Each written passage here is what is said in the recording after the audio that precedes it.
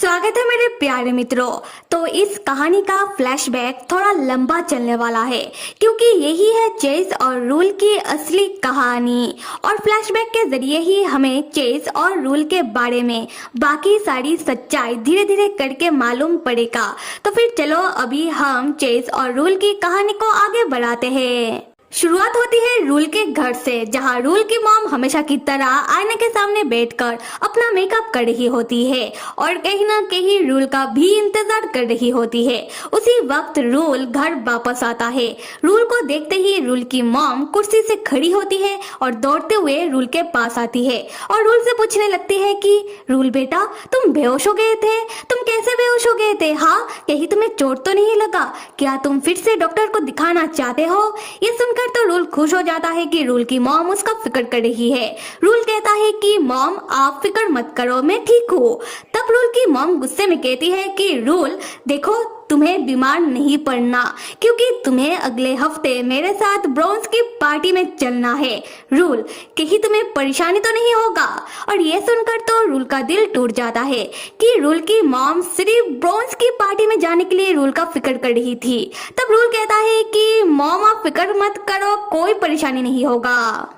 यहाँ से scene shift होता है और अगले हफ्ते का सीन दिखाया जा रहा है, जहाँ हमेशा की तरह ब्राउन मैंशन में पार्टी चल रहा है। और मैं बता दूं कि चेस के मॉम डैड हर एक हफ्ते ब्राउन मैंशन में पार्टी रखते तो है, पर वो दोनों ही इस पार्टी को अटेंड नहीं कर पाते क्योंकि वो दोनों ही बहुत बिजी होते हैं। इतना कि वो दोनों अपने मैंशन से ज्यादातर बाहर ही रहते हैं क्योंकि चेस के डैड एक पॉलिटिशियन है और चेस की मॉम वो ब्राउन कंपनी का हर एक बिजनेस संभालती है। वैसे तो चेस के मॉम डैड चेस को बहुत प्यार करते हैं, चेस को बिना मांगे ही सब कुछ मिल जाता है, पर चेस को जो नहीं मिल पाता वो है चेस के मॉम डैड का वक्त। और चेस को बोरियत ना लगे, उसे अकेलापन महसूस ना हो, इसलिए चेस के मॉम डैड हर एक हफ्ते ब्राउन मैंशन में चेस के लिए पार्टीज रखते हैं।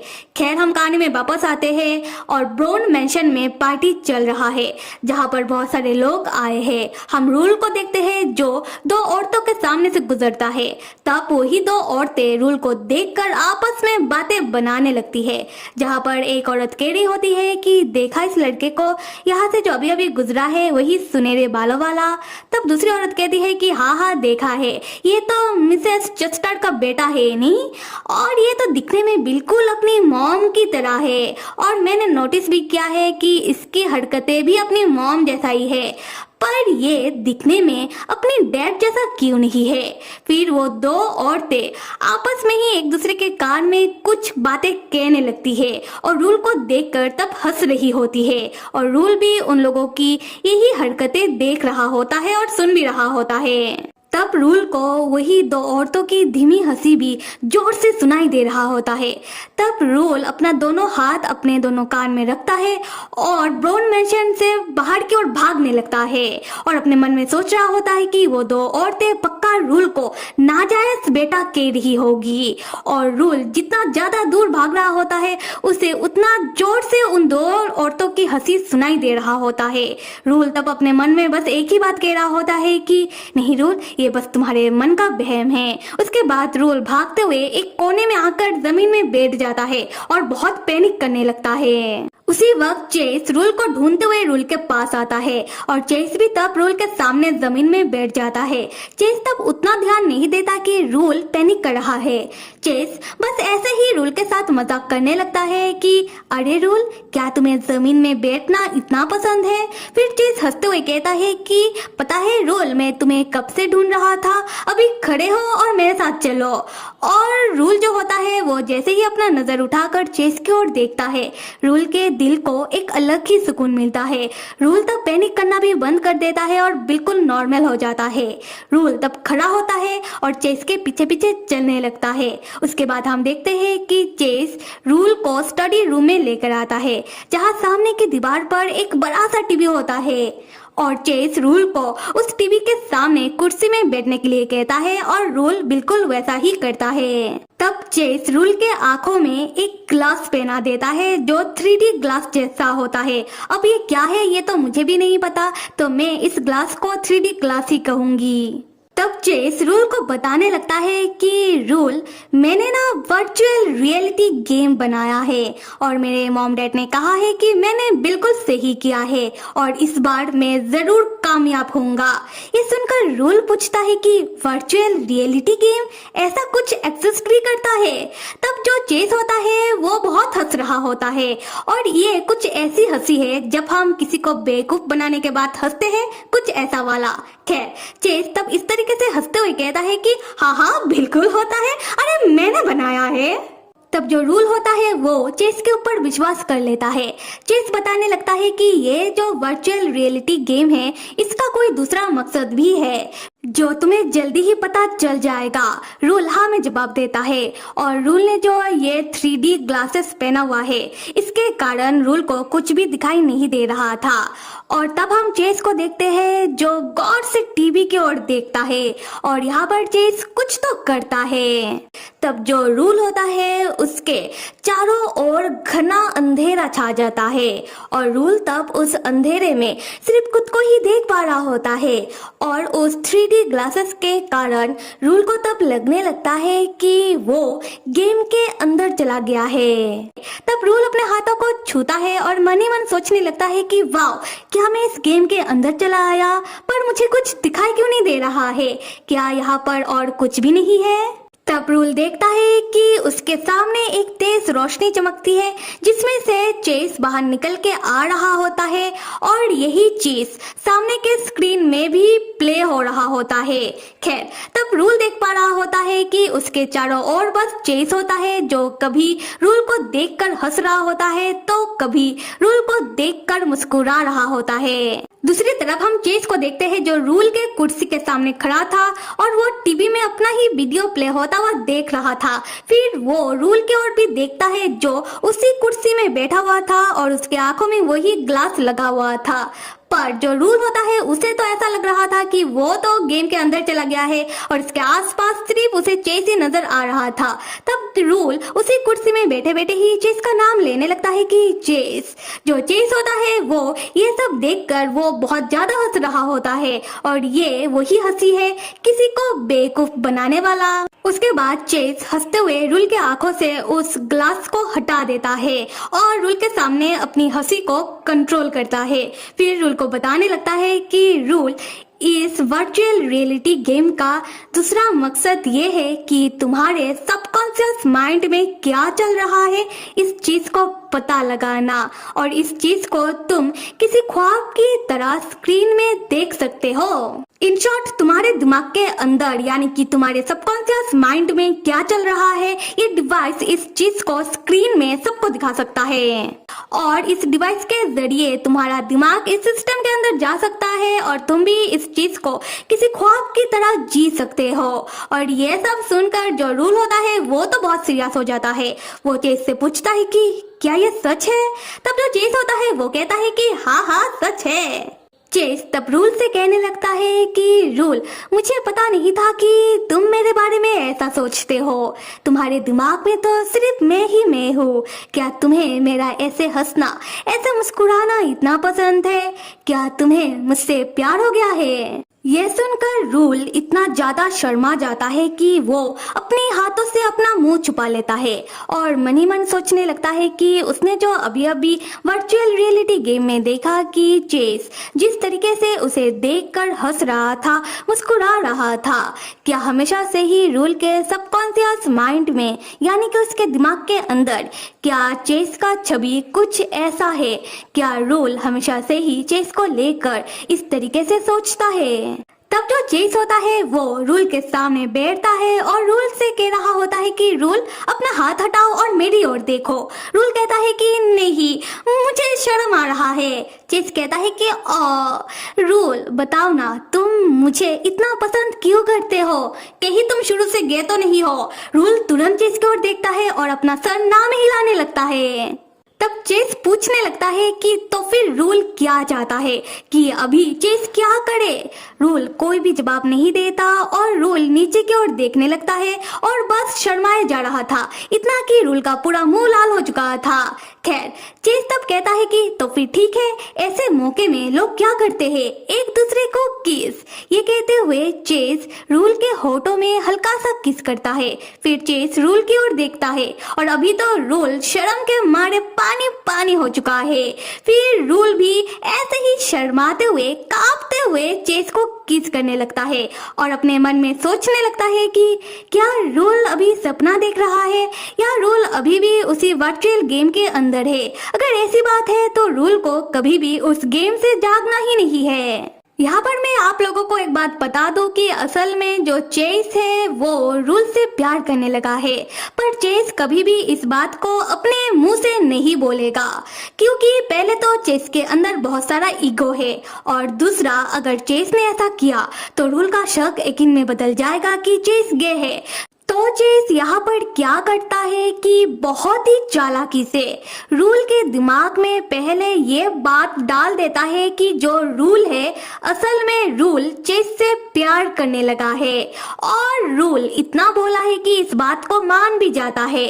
वाह चेस वाह। खैर, हम कहानी में वापस आते हैं। उसके बाद हम देखते हैं कि जो रूल होता है वो चेस से इस वर्चुअल रियलिटी गेम को लेकर बहुत सारा सवाल पूछने लगता है। पहले तो रूल कह रहा होता है कि चेस ने जो ये वर्चुअल रियलिटी गेम बनाया, रूल को नहीं लगता कि चेस ने इस गेम को किसी और को बेचने के लिए बनाया होगा। फिर रूल पूछने लगता है कि तो फिर चेस ने इस गेम को क्यों बनाया, किस लिए बनाया और चेस ने इस गेम को किस तरीके से बनाया, किस तरीके से कोडिंग वगैरह किया, सब कुछ। दूसरी तरफ चेस जो तब रूल के करीब आता है, रूल के गालों को पकड़ता है और रूल को खामोश करने के लिए वो रूल के होठों को किस करने लगता है, जिससे रूल शर्मा जाता है और रूल हकलाते हुए पूछता है कि चेस तो तुमने मुझे अचानक किस क्यों की। चेस तब इस बात का कोई जवाब नहीं देता। चेस बस ये कहता है कि हाउ क्यूट। उसके बाद चेस रूल को इंसानी दिमाग के बारे में बताने लगता है कि जो इंसानी दिमाग होता है वो बहुत ही कॉम्प्लिकेटेड प्लेस होता है और आखिर में चेस कहता है कि चेस को इसी कॉम्प्लिकेटेड प्लेस के बारे में जानना था कि लोगों के दिमाग में क्या चलता है और इस चीज से ये आसान है नहीं। यहाँ से सीन शिफ्ट होता है और हम देखते हैं कि एक लड़का अपने साथ 2-3 किताब लेकर चेस के पास आया है और इन किताबों में ज्यादातर फोटोज और पिक्चर थी। खैर, वो लड़का चेस से कहता है कि उस लड़के के पास कुछ ऐसा ट्रिक है जिससे वो लड़का इन किताबों को मिनटों में याद कर सकता है और वो लड़का अभी चेस के सामने इन किताबों को याद करके दिखाएगा और उसके बाद चेस चाहे तो इन किताब में से जिस भी पन्ने से वो उस लड़के से सवाल पूछना चाहता है वो पूछ सकता है।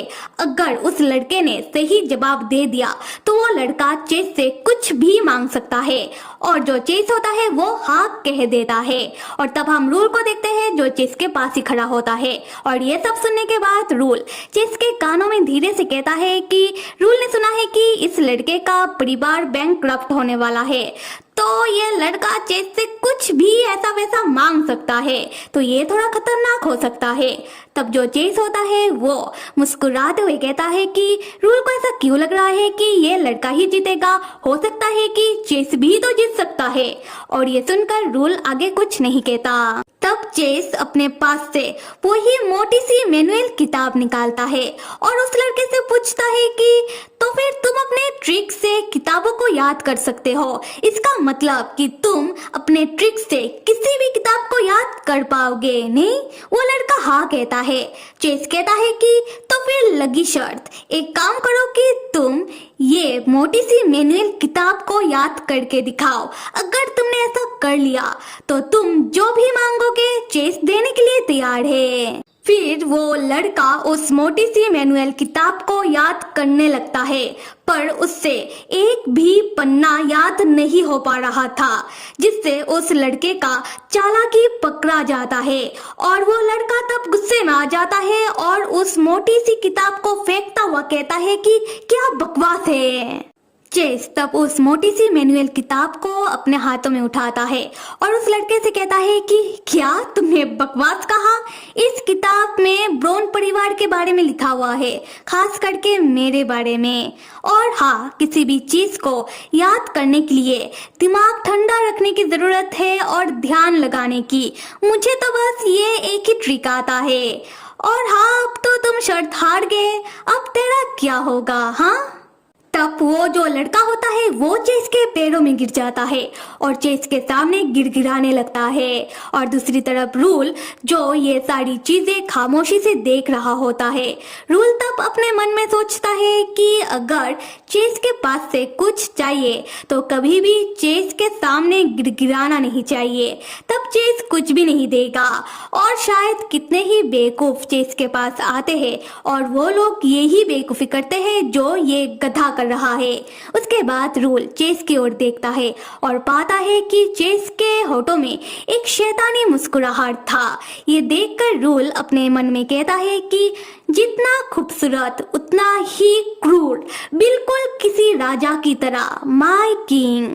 तब जो चेस होता है वो उधर से जा रहा होता है और रूल से कहता है कि रूल चलो मेरे साथ। रूल भी तब मुस्कुराते हुए चेस के पीछे पीछे जाने लगता है। यहाँ से सीन शिफ्ट होता है और हमें बताया जा रहा है कि 3 साल बीत चुके हैं और अभी चेस और रूल पहले से बड़े हो चुके हैं। हम देखते हैं कि चेस और रूल स्कूल के यूनिफॉर्म में होते हैं और हाथों में किताब लेकर दोनों आपस में बात करते हुए मैंशन के अंदर आ रहे होते हैं। तब कुछ नौकरानी बाहर उन दोनों को देख रही होती है और कह रही होती है कि इन दोनों की कितनी गहरी दोस्ती है, नहीं? तब दूसरी नौकरानी कहती है कि क्या लड़के भी इतने सुंदर होते हैं? मैंने सुना है कि दोनों टीवी में आने वाले हैं। तब पहली नौकरानी कहती है कि दोनों नहीं, सिर्फ एक, और जितना मुझे पता है कि शायद मीडिया या फिर किसी इंटरव्यू में। तब दूसरी नौकरानी कहती है कि काश मिस्टर रूल भी टीवी में आते, वो कितने सुंदर, लंबे, चौड़े, गोरे, चिट्टे हैं। अगर वो टीवी में आते तो शायद कितनी लड़कियों का दिल चुरा लेते, नहीं? तब एक छोटी सी नौकरानी उनके पीछे से दौड़ती हुई आती है और ये नौकरानी बाकी सारी नौकरानियों में से सबसे छोटी थी। तब वो भी बाकियों के साथ मिलकर चेस और रूल को देख रही होती है। फिर वो कहती है कि मुझे तो सबसे सुंदर यंग मास्टर ही लगते हैं। ये सुनकर बाकी नौकरानी में से एक उसका चोटी पकड़ के खींचने लगती है और उससे कह रही होती है कि तुम तो इस मेंशन में नहीं आई हो ना, तो शायद तुम्हें नहीं पता होगा कि हम इस मेंशन में यंग मास्टर के पीठ पीछे बात नहीं करते हैं। तब वो छोटी सी नौकरानी पूछती है कि तो फिर तुम लोग तो मिस्टर रूल के बारे में तो बात कर रहे थे। तब बाकी नौकरानी बताती है कि ऐसा इसलिए क्योंकि मिस्टर रूल यहाँ के मेहमान हैं, तो हम उनके बारे में बात कर सकते हैं। उसके बाद बाकी नौकरानी उस छोटी सी नौकरानी से उसका नाम पूछती है। वो छोटी सी नौकरानी बताती है कि रोज़ेली। हाँ, ये रोज़ेली है जो पहले चेस के मेंशन में काम किया करती थी। खैर, यहाँ से सीन शिफ्ट होता है और हम देखते हैं कि रूल चेस के कमरे में होता है और वो दोनों ही बिस्तर में बैठकर ऐसे ही बात कर रहे होते हैं। जहाँ रूल किसी प्रोजेक्ट के बारे में बात कर रहा होता है, उसके बाद रूल मशीन और नई टेक्नोलॉजी के बारे में चेस से बात करने लगता है, जिससे जो चेस होता है वो थोड़ा इरिटेट हो रहा होता है। चेस तब रूल से कहता है कि जब देखो टेक्नोलॉजी और मशीन में ही घुसे रहो, कभी तो इन सब से बाहर निकलो। उसके बाद चेस रूल को बताने लगता है कि मैंने देखा है कि सारी नौकरानियां बस तुम्हें ही निहारती रहती है। तब रूल पूछता है कि ऐसा क्यों? चेस कहता है कि ऐसा इसलिए क्योंकि तुम बहुत ही सुंदर हो। रूल मुस्कुराते हुए पूछता है कि तो फिर तुम्हें मैं कैसा लगता हूँ? चेस तब रूल का शर्ट पकड़ के अपनी ओर खींचता है, जिससे जो रूल होता है वो चेस के ऊपर आ जाता है। चेस तब रूल को बताने लगता है कि जब चेस ने रूल को पहली बार देखा तब से चेस को रूल बहुत ही सुंदर लगता है। तब तो चेस को लगा था कि ये शायद कोई सुंदर गुड़िया होगा। फिर चेस को पता चलता है कि ये तो गुड़िया नहीं बल्कि सुंदर गुड्डा है। ये कह के चेस बहुत हंस रहा होता है। तब रूल भी हंसने लगता है। तब चेस कहता है कि अच्छा जी, तो फिर तुम्हें अब तुम्हारी सुंदरता के ऊपर बहुत ही घमंड हो रहा होगा, नहीं? तब जो रूल होता है वो ऐसे ही मुस्कुराते हुए चेज को निहारने लगता है और अपने मन में कहता है कि खूबसूरत और क्रूल, और साथ में मजाकिया, सिर्फ मेरे लिए माय किंग, जो सिर्फ मेरा है। तो फिर मेरे प्यारे मित्रों, कौन कौन इस कहानी का अगला भाग देखना चाहते हो जल्दी से कमेंट में बताओ। Till then stay with me and see you.